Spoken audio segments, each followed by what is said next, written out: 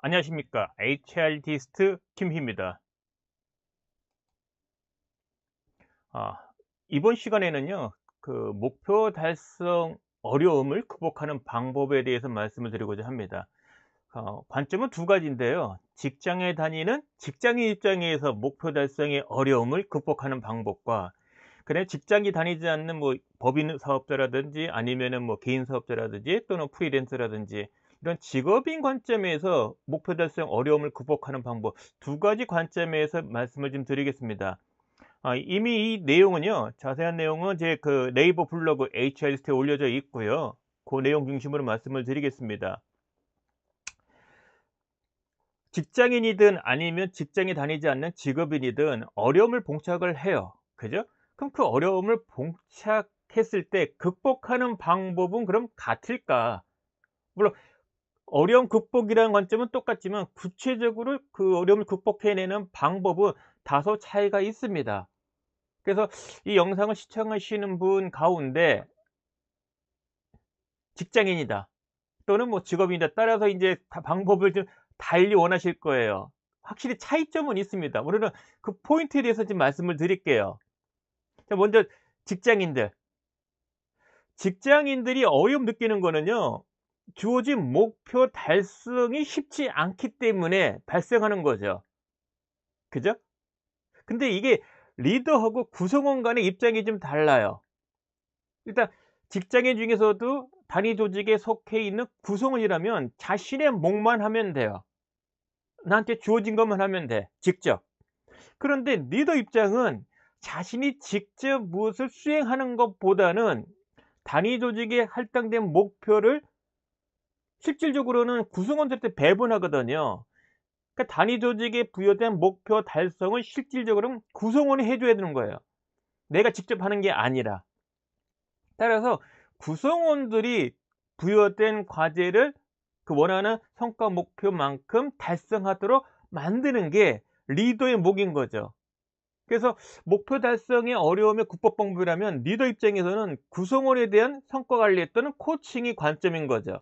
구성원은 자기한테 주어진 거를 열심히 해내는 거예요. 그래서 목표 달성 과정에 어려움 느낀다는 얘기는 리더 입장과 구성 입장에서는 다르다. 그런데 리더 입장에서 가장 어려운 게 뭐냐면 어 배째라 직원이 있단 말이에요. 그러니까 구성원들이 다 리더의 마음을 쏙 들고 뭐 리더 입장을 다 이해해서 열심히 해 주면 좋은데 그렇지 않은 직원이 꼭 한둘은 있어요. 흔히 얘기하는 이제 배째라 직원이죠. 그래서 이 배째라 직원은 구성원 입장에서 보면은 무임승차자이고요. 또는 어찌 보면 이제 그 사과 한 바구니에 있는 여러 사과가 있다면 썩은 사과일 수도 있어요. 썩은 사과가 발생하면 주변에 영향을 미치죠. 그래서 쉽게 인제 다른 사과들도 썩게 돼요. 그래서 어찌 보면은 리더십 발휘의 진수는 배째라 직원을 잘 다루는 일이 아닌가 생각이 듭니다. 그러면 배째라 직원은 어떻게 해야 잘 다룹니까? 지금 말씀드리려는 거는 직장인 입장에서 목표 달성을 해야 되는데 목표 달성하는 게 쉽지 않아. 그거를 극복하기 위한 방안인데 리더 입장 생각해 보면 그 배째란 직원이 제대로 막 자기 능력 발휘해서 목표 달성에 열심히 해 주면 우리 부서 목표 달성할 것 같은데 그렇지 않단 말이에요. 그럼 결국은 배째라 직원을 잘 다루는 게 극복 방법이 된다는 거죠, 어려움 극복 방법이. 그럼 어떻게 하느냐? 우리 뭐 흔히 얘기하죠. 뭐 소통을 잘해야 된다. 동기부여 잘해야 된다. 공감을 잘해야 된다. 과연 그러면 바뀌나요? 아, 바뀔 수 있겠지요. 바뀔 수도 있겠지요. 그래서 많이 강조를 합니다. 그래서 회사 안에서 리더십 발휘는 구성원의 성과 목표 대비 실적의 갭을 최대한 줄여주는 데 초점을 둔 리더십이에요. 근데 많이들 착각하는 게 리더십은요, 리더는 착한 사람이 우리 구성원들을 착한 사람으로 만들려는 게 아니라 어쨌건 간에 자기가 갖고 있는 구성원이 갖고 있는 능력과 역량을 최대한 발휘해서 주어진 목표의 성과 목표 달성을 이끌어내는 거예요. 그런데 이와 같은 역할 부분을 단위 부서의 리더가 다 온전히 할 수 있느냐? 그럼 인사부서는? 또는 경영진이? 그 핵심은 성과를, 그러니까 성과 목표 달성에 어려움을 봉착했다 극복하는 방안은 결국 리더 입장에 보면은 부진한 배째라는 식의 직원이 혹시 있다면 이 직원에 대한 관리, 그 직원에 대한 관리가 관점인데, 리더 입장에서는 이들을 완전히 그 새로운 사람으로 탈바꿈시키는 착한 사람을 만드는 그건 불가능하다. 그것보다는 어떻게 하든 성과 목표 달성에 조금 더 긍정적인 능력과 역량을 발휘하도록 만드는 건데, 그게 리더 자체만의 노력으로는 가능하겠느냐? 아닐 수도 있다는 거죠. 그래서 이 부분에 있어서 단위 조직의 리더는 고심이 많은 거예요. '내가 할 수 있는 건 다 했어. 그다음에는?' 이런 고민이 사실 있습니다.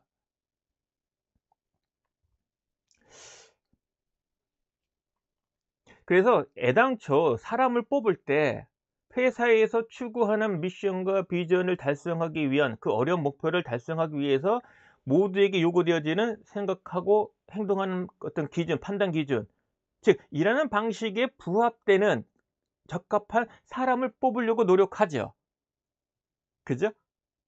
그래서 능력도 역량도 뛰어나지만 지향하는 바, 일하는 방식이 회사에서 강조하는 것과 다르면은 참 이게 난처한 거예요. 남들은 전부 다 회사에서 정한 방식대로 생각하고 행동하는데 어느 누구는 좀 남달라. 근데 성과가 나오면 다행인데 안 나와. 근데 안 바뀌어. 그래서 이런 부분을 강조하려고 사람을 뽑을 때, 부서 배치를 할 때, 또는 승진을 할 때 이런 부분을 강조하는 거죠. 왜냐하면 일하는 방식은 고도화된 부분이에요. 검증된 거예요. 이렇게 해야 그 어려운 것을 해낼 수 있다는 일종의 믿음이에요. 그래서 이거만큼은 꼭 하십시오. 생각하고 행동할 때 이러이러한 구체적인 행동들을 좀 하세요라고 가이드 주는 거예요. 그게 핵심 가치인 거고, 교육으로 치면은 공통 역량이 되고, 또 일종의 코드 오브 컨덕트, 그래서 행동 강령이 되는 거죠. 할까 말까가 아니라 하라는 거예요. 그래서 핵심 가치의 의미는 쉽지 않은 목표를 달성하려니까 남다른 노력이 필요한 거예요. 아주 절박한 거예요. 성공하기 위해서, 회사가 성공하려면, 그 어려운 목표를 달성해 내려면 남다른 노력이 필요하다는 겁니다. 그렇게 돌출된 게 바로 핵심 가치예요. 그래서 이 핵심 가치는 해도 그만 안 해도 그만이 아니라 안 하면 큰일 나는 거예요. 근데 배째나 사원 같은 경우는, 구성원 같은 경우는 그런 면에서 좀 거리감이 있다는 거죠. 그래서 리더가 아무리 노력을 해도 동기부여하고 소통하고 이런 부분 해도 바뀌지 않는다, 동의하지 않는다, 행동하지 않는다. 이 경우는 다시 담당 그 리더의 몫을 떠나는 거죠. 이럴 때 인사 부서의 도움이 필요하지 않나 생각이 듭니다. 물론 그 미국 또는 뭐 그 서구 기업에서는 이런 일이 있으면 바로 그냥 아웃시키죠. 근데 한국은 그게 안 된단 말이에요. 그러니까 리더 입장에서는 스트레스 많이 받는 거죠. 그래서 이 점은 좀 기억하시라. 착한 사람으로 만드는 것은 아니다, 리더십은. 성과 목표를 달성하는 데 필요한 성과 관리, 성과 코칭을 하는 게 리더십 발휘다. 그 과정에 소통도 필요하고 동기부여도 필요한 거죠. 근데 착한 사람으로 만들기 위한 것은 아니다. 그런데 그럼에도 불구하고 리더가 쪼금 더 그 구성원들에 대해서 자신이 갖고 있는 능력과 역량을 최대한 발휘하도록 만들려면, 그 어려운 쉽지 않은 핵심 가치를 매일같이 실천하게 만들려면 일단 리더 자신이 성과 관리하는 데 필요한 리더로서 요구된 역할과 책임을 제대로 수행해야 되는 거죠. 그리고 핵심 가치 실천도 솔선수범해야 되는 거고, 그다음에 리더로서 공정한 평가가 될 수 있는 노력들을 해야 되는 거죠. 그 말의 달변가가 되라는 게 아닙니다. 소통하라는 얘기는 지향하는 바가 뭔지, 달성할 목표가 뭔지, 효과적인 방법은 뭔지, 실행하는 과정에서 어려움은 뭔지, 어떤 도움이 필요한 건지, 이런 구성원의 니드를 잘 파악해서 모르는 건 알려주고 알았으면 행동하게 만드는 거에 도움을 주는, 그때 필요한 게 소통인 거예요. 착한 사람 만들려는 게 아니라는 겁니다. 그래서 리더는 근 그러니까 어려움을 처했을 때 그 극복은 자신이 직접 할 수 있는 것보다는, 그것을 막 업무 분장을 통해서 각 구성원에게 나눠줬단 말이에요. 구성원이 리더만큼 그 어려운 것을 해내야 되는 거예요. 그것을 하도록 만드는 게 리더십 발인 거고. 그래서 리더 입장에서는 어려움 극복은 구체적으로는 배치라 사원에 대해서 어떻게든지 성과가 나오도록 성과 관리 코칭을 해 주고, 그럼에도 불구하고 안 되는 경우는 그다음 단계로 넘어가시라. 뭐 인사부서에 도움을 요청한다든지. 그리고 기존에 그렇지 않은 다른 구성원에 대해서는 리더로서 성과 관리 프로세스에 요구된 역할과 책임을 최대한 하시라. 코칭을 해 주시라. 자, 이제 직업인 입장이에요. 직장인은 설령 성과 목표 대비 실적이 목표에 미달이 되더라도 지난해보다 퍼포먼스가 향상이 되면 그래도 연봉은 인상돼요. 성과급은 나와요. 목표 미달이지만. 그리고 1 년을 또 다닐 수 있는 겁니다. 그런데 직업인은 법인 사업자든 개인 사업자든 프리랜서는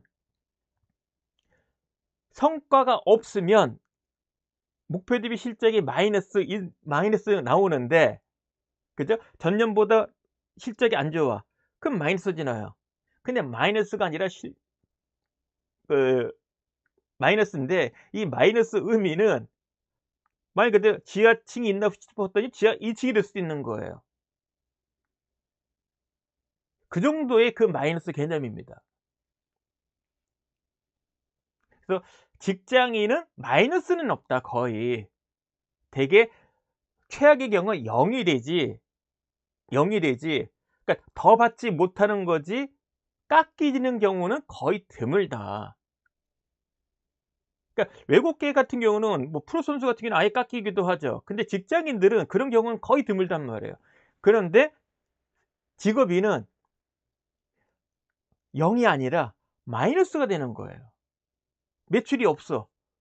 그럼 0 이게 아니라 매출이 없는데 생활비는 필요하잖아요. 그럼 생활비는 어디서 구해요? 기존에 쌓아둔 거에서 빼내거나 아니면은 대출을 받아야 되는 거죠. 그러니까 모아 놓은 곳에서 빼나가는 거죠. 마이너스가 되는 거죠. 그래서 위기에 대해서 느끼는 부분은 직업인과 직장인은 큰 차이가 생길 수밖에 없습니다. 근데 이와 같은 위기는 가장 가까운 시점에서 우리가 겪었던 거는, 직업인 입장에 보면은 외부 환경, 내부 환경으로 볼 수 있는데, 외부 환경으로 인한 그 어려움이 제일 어려운 거예요. 힘든 거예요. 단적인 예가 코로나19가 이제 창궐했을 때, 정확히는 이제 2019년 11월부터, 그죠? 그래서 2020년, 21년, 22년 만 3 년을 코로나 시국에 엄청 어려움을 겪었단 말이에요. 이때 많은 자영업자뿐만 아니라 많은 사람들이 이때 많이 힘들었습니다. 그래서 대출을 받기도 하고 매출이 없으니까. 그래서 도저히 대출도 안 되고 3 년을 버티기 쉽진 않지 않습니까? 그러니까 아예 폐업하기도 하고, 어찌 보면 이제 뭐 극단적으로 표현하면은 신용불량자가 되기도 하고. 물론 그 속에서도 막 뜨는, 활성화가 되는 사업이 뭔가 이 꽃을 핀 그런 비닐 수도 있어요. 가령 지식 콘텐츠 분야에서는 챗GPT, 그전엔 듣보잡이죠. 줌도 마찬가지.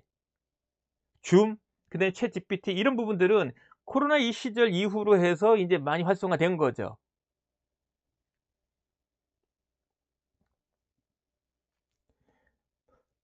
줌은 지금은 이제 많이 쓰지는 않는 것 같아요.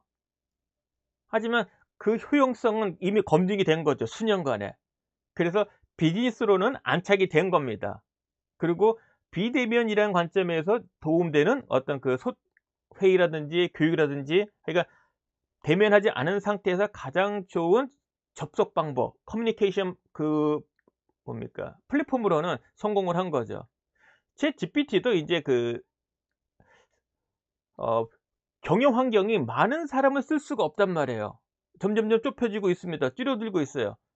그럼에도 불구하고 해달 목표는 어렵고, 그러다 보니까 뭔가 도움이 필요해. 그래서 한 사람의 목을 해낼 수 있는 역할을 인공지능을 인제 대체를 하자는 거죠. 그런 취지에서 챗GPT가 인제 선발이 나왔는데, 물론 최근에 인제 활성화됐지만은 어쨌거나 그 코로나 때는 하여간 기존의 코로나 발생 이전에 비즈니스를 해 왔던 사람한테는 엄청난 타격을 줬다. 그 점에서는 '외부 환경의 영향이 크다.' 근데 이 영향은 수입이 없다가 아니라 수입이 없기 때문에 결국은 마이너스가 생길 수밖에 없다. 즉 이 마이너스는 생존하느냐 못하느냐 이 관점에 달려 있는 거예요. 영향을 주는 겁니다. 직장이라고는 좀 다르죠. 직장인은 그래도 1 년을 약속해 주잖아요. 큰 무리가 없으면 그다음 또 이렇게 연차적으로 계속 근속할 수 있는데, 직업인은 말 그대로 구매자, 고객이 없으면 마이너스가 되는 거예요. 그래서 직업인이 느끼는 생존에 위협하는 위기감, 이거는 뭐 상상을 초월합니다. 그래서 병도 걸려요 사실. 몸도 상합니다. 심한 경우는 사업이 망하면 가정이 해체가 돼요. 자신의 신용불려자 되기도 하고. 그만큼 직업인으로서 위기는 엄청난 압박입니다. 사실 두려운 거죠. 그럼 직업인 입장에서 그 위기 극복은 뭐냐? 이것도 뜻밖의 쉬워요. 자신의 가치를 향상하면 돼요. 자신의 가치를 입증하면 됩니다. 근데 외부 환경의 영향은 뭐냐면 구매 고객 자체가 사라진다는 거예요. 그러니까 자신의 탓이라면 자신의 가치를 발휘하도록 자신의 가치가 있는 상품과 서비스를 개발하면 되는데, 고객 자체가 줄어드는 건 이거는 어쩔 수가 없단 말이에요. 그러면 더 나아가서는 고객을 없어지네 기존 고객이. 그럼 어떻게 해야 어떤 상품과 서비스를 해야 고객이 생기지? 고객을 확보할 수 있지? 이런 또 상품과 서비스를 만들어야 돼. 그러려면 또 나의 가치가 있어야 되는 거죠. 그런데 자신의 가치를 높이는 것은 결국 직장인도 마찬가지예요. 직장인은 자신의 가치는 어떤 목표가 주어져도 그것을 달성해내 하는 데 필요한 능력과 역량을 보유하고 있음을 입증하는 거죠. 그죠? 근데 그것들이 축적돼서 회사를 벗어나서 직업인이 됐을 때는 직업인으로서 자신의 가치를 담은 상품과 서비스를 창출하고 판매하고 홍보하고 지속적으로 이 판매가 되도록 만드는 데에 필요한 역량과 능력은 직장인일 때 경험한 것들이 갖고 가는 겁니다. 그게 축적돼서 가는 거예요. 우리 상식적으로 한번 생각을 해 보죠. 사업자 중에서 고객을 염두에 두지 않는 경우는 없어요. 그리고 '아 배째. 나 이런 상품 서비스야. 뭐 사든지 말든지 해.' 이런 경우는 사실 불가능합니다. 그러면 직장인은 직장인도 사실 이런 입장에선 벗어날 거 아니에요. '아 배째예요. 나 능력 역량 뭐 이거 이 상태니까 알아서 하세요.' 이렇게 할 수는 없는 거 아닙니까? 그죠? 직업인은 고객이 어떤 요구를 하더라도 거기에 부합되는 가치를 제공하는 상품과 서비스를 만들어야 돼요, 생존하기 위해서. 그럼 직장인은 그 직장에서 지속적으로 성장하기 위해선 조직이 원하는 요구, 조직이 원하는 목표, 성과 목표를 달성하는 데 자신의 능력과 역량을 최대한 발휘하는 것이 도리예요. 이거는 뭐 상식인 거죠. 그 경험들이 축적돼야 나중에 직장에 나와서 직업인이 됐을 때 생존할 수 있는 자신의 가치를 확보하는 거죠. 그렇게 생각하면은 한결 더 수월하지 않나 생각이 듭니다. 자, 오늘은 위기를 만났을 때 그것을 극복하는 방안에 대해서 직장인 입장과 직업인 입장에서 말씀을 좀 드렸어요. 그래서 직장인이라면 구성원 입장 그리고 리더 입장이 좀 다르는 것도 말씀을 드렸습니다. 리더는 자신이 직접 과제를 실천하기보다는 구성원들이 하도록 만드는 데 초점을 둬야 된단 말이에요. 그런데 구성원 중에 배째라 직원이 있단 말이죠. 이 경우를 어떻게 자신의 목표에 달성을 할 수 있도록 능력과 영역을 발휘하게 만들 것, 이게 관건이다. 그럼에도 그런 노력에도 불구하고 어려움을 느낄 때는 그거는 인사부서 도움을 좀 요청을 해라. 직업인 입장에서 위기는 자신의 생존과 관련되는 거예요. 그래서 고객이 떠나가지 않도록 고객이 준다면 또 그만큼 새로운 고객을 또 확보하는, 그러기 위해서는 자신의 가치, 고객이 원하는 가치를 지속적으로 만들어내야 된다. 고객이 원하는 가치를 담은 상품과 서비스를 만드는 노력을 지속적으로 해야 된다. 왜? 생존을 위해서. 그래서 직장인과 직업인 간의 위기 극복에 대한 관점이 좀 다를 수 있습니다. 그래서 직장인은 안정적이지만 그래도 최선을 다해서 자신의 능력과 역량 개발에 초점을 두고 노력한다면 회사에 있는 동안 득도 되고요. 나왔을 때 자신의 가치를 만들어내는 아주 원천 경쟁력이 된다. 이렇게 정리할 수 있겠네요. 오늘 영상은 여기까지입니다. 고맙습니다.